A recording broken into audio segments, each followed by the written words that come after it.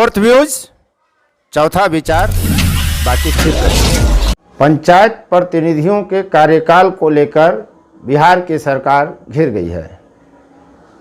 पहले विरोधियों ने कार्यकाल बढ़ाने की मांग की और अब उन्हीं के गठबंधन से भी कार्यकाल बढ़ाने की मांग उठने लगी है। प्रधानमंत्री आवास योजना, जिसे इंदिरा आवास योजना के नाम से भी हम जानते हैं, इस मामले में केंद्र सरकार ने उत्तर प्रदेश से 3 गुना ज़्यादा कोटा बिहार का बढ़ा दिया। इन 2 मुद्दों पर चर्चा के अलावा चुनिंदा महत्वपूर्ण खबरों की संक्षिप्त जानकारी आपको देंगे। आप देख रहे हैं फोर्थ व्यूज। यदि आपने मेरा चैनल अब तक सब्सक्राइब नहीं किया है तो कृपया करें, यदि आपको पसंद आ रहा है। बिहार के 8000 पंचायतों से जुड़े करीब 48,000 प्रतिनिधियों के लिए बड़ी खबर आई है। जी हाँ, बिहार के पंचायती राज के 48,000 प्रतिनिधियों के लिए एक बड़ी खबर आई है। बिहार प्रदेश मुखिया महासंघ के अशोक कुमार सिंह ने मुख्यमंत्री को पत्र देकर कार्यकाल बढ़ाने की मांग की थी।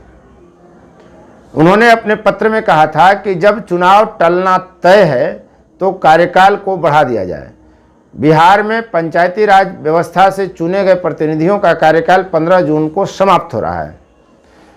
आप ध्यान देंगे, फोर्थ व्यूज ने इस मामले में बिहार मुखिया संघ के प्रदेश अध्यक्ष अशोक कुमार सिंह जी का पूरा इंटरव्यू आपको सुनाया था, जिस दिन उन्होंने मुखिया का कार्यकाल बढ़ाने के लिए मुख्यमंत्री नीतीश कुमार को अपना पत्र भेजा था। मुखिया संघ के इस मांग से पहले ही बिहार के वामपंथी राजनीतिक दलों ने, विपक्ष के प्रमुख राजद ने और कांग्रेस ने सरकार से यह मांग की थी कि कोरोना संकट के कारण जब चुनाव नहीं होना है तो उनका कार्यकाल बढ़ा दिया जाए। ये तमाम विपक्ष की मांग थी। अब ताज़ा घटना यह है कि पहले तो भाजपा के सांसद रामकृपाल यादव ने मुख्यमंत्री को चिट्ठी लिखकर कार्यकाल बढ़ाने की मांग की। अब ताज़ा मामला यह है कि पूर्व मुख्यमंत्री रहे हम के सुप्रीमो जीतन राम मांझी, जो सरकार में शामिल हैं, उन्होंने मांग कर दी है कि कम से कम 6 महीने का कार्यकाल पंचायती राज प्रतिनिधियों का बढ़ाया जाए। उन्होंने तर्क दिया है कि आपातकाल में जब संसद का कार्यकाल बढ़ाया जा सकता है तो कोरोना कारण अगर चुनाव नहीं हो रहा तो जनप्रतिनिधियों का भी कार्यकाल बढ़ाया जाना चाहिए और हम खुलकर प्रतिनिधियों का कार्यकाल बढ़ाए जाने के पक्ष में हैं, ऐसा पूर्व मुख्यमंत्री जीतन राम मांझी जी ने कहा है। इस मांग के बाद पंचायती राज महकमा में हलचल है, वह खामोश हो गया है। पंचायती राज विभाग ने व्यवस्था कर रखी थी कि पंचायती राज पदाधिकारियों के जरिए ही विकास योजनाओं को आगे बढ़ाया जाए, यानी एक तरह से बिना जनप्रतिनिधियों के ही सारा काम, सारी जिम्मेदारी पंचायती राज अधिकारियों को दे देने की योजना थी। अब इस पर पंचायती राज विभाग मौन हो गया है। तो क्या पंचायती राज के प्रतिनिधियों का कार्यकाल बढ़ेगा? इस पर अभी भी स्पष्ट स्थिति नहीं हुई है। सरकार स्पष्ट करने से हिचक रही है। इसका साफ मतलब है कि सरकार दबाव में है और जो कुछ भी होगा कुछ दिन का और वक्त है। प्रधानमंत्री आवास योजना में उत्तर प्रदेश जैसे देश के बड़े प्रदेशों के तुलना में बिहार का 3 गुना कोटा केंद्र सरकार ने बढ़ा दिया है। चालू वित्तीय वर्ष 2021-22 के लिए 11,49,947 जी 11,49,947 आवास योजनाओं को केंद्र ने स्वीकृति दी है। इस बार अभ्यर्थियों के चयन का सिस्टम बदल गया है। इस बार बीपीएल सूची को चयन का आधार न बनाकर सामाजिक, आर्थिक एवं जातीय जनगणना 2011 के आंकड़ों को चयन का आधार बनाया गया है। प्राप्त जानकारी के अनुसार 44,31,547 परिवार को तब भी और 1 साल का आवास का छत पाने के लिए इंतजार करना होगा।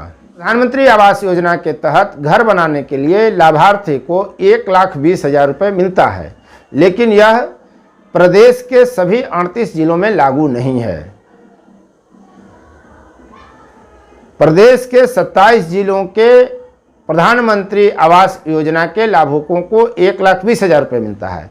शेष 11 जिले जिनको नक्सल प्रभावित माना गया है उनको 1,30,000 मिलता है।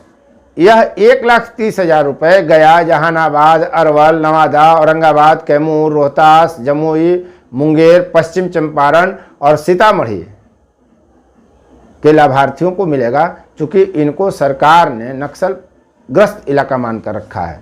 इसके अलावा कुछ संक्षिप्त खबरें आपके लिए। टीचर बहाली की प्रक्रिया पर जो रोक हटने की संभावना व्यक्त की जा रही थी वह फिर से टल गई। हाई कोर्ट में इस मामले पर कोई फैसला नहीं आ सका। पटना हाई कोर्ट में इस मामले को लेकर सुनवाई हुई, लेकिन कोई आदेश नहीं निकला। नेशनल फेडरेशन ऑफ ब्लाइंड ने सरकार के सुझाव को नहीं माना और अपना सुझाव पेश किया, जिसके बाद राज्य सरकार के एडवोकेट जनरल ने कोर्ट से समय मांगा। अब अगली सुनवाई 31 मई को होगी। प्रारंभिक और मध्य विद्यालयों के शिक्षकों के 90,762 पदों और माध्यमिक उच्च माध्यमिक विद्यालय के 30,020 पदों पर छठे चरण के नियोजन की प्रक्रिया चल रही है और इस पर हाईकोर्ट ने रोक लगा रखी है। इसी मामले की सुनवाई चल रही थी। शिक्षा जगत से जुड़ी और महत्वपूर्ण खबर है कि बीएड कॉलेजों में नामांकन 5 जून तक होगा। राज्य के 350 शिक्षक प्रशिक्षण महाविद्यालयों में बीएड में नामांकन के लिए 5 जून तक ऑनलाइन आवेदन लिए जाएंगे। इन कॉलेजों में नामांकन के लिए 1,20,000 से अधिक आवेदन अब तक आ चुके हैं। 12वीं की परीक्षा जल्द होने की संभावना है, इस पर सहमति बन गई है। विद्यालयों ने 10वीं की परीक्षा का रिजल्ट भेज दिया है। 11वीं में नामांकन की प्रक्रिया शुरू हो गई है। बिहार में करीब 1100 स्कूल सीबीएसई बोर्ड से संबद्धता प्राप्त हैं। अब तक 275 स्कूलों ने ही सीबीएसई को 10वीं के मार्क्स भेजे हैं। आज की कहावत है, एक पानी जो बरसे स्वाति, कुर्मिन पहने सोने की पाती। अर्थात स्वाति नक्षत्र में अगर पानी बरस जाए तो कुर्मिन को सोने के गहने पहनने को मिलते हैं, मतलब अन्न अधिक उपजता है, फसल अच्छी होती है। यह कृषि का मौसम है, इसलिए आपको कृषि से संबंधित यह कहावत अच्छी लगी होगी। तो आपने यदि इस वीडियो को पसंद किया तो कृपया सब्सक्राइब करें, कमेंट करें, लाइक करें, शेयर करें और हाँ, नोटिफिकेशन वाली घंटी ज़रूर बजाएं, ताकि आपको आपके पसंद का वीडियो सबसे पहले आपको मिले। धन्यवाद। वीर कात्यायन सिस्टर्स फ्रॉम चौबे परिवार और आप देखते रहें 4th व्यू, चौथा विचार, एक नजर, देश बिहार। रखे अपडेट हर समाचार, रेडियो, टीवी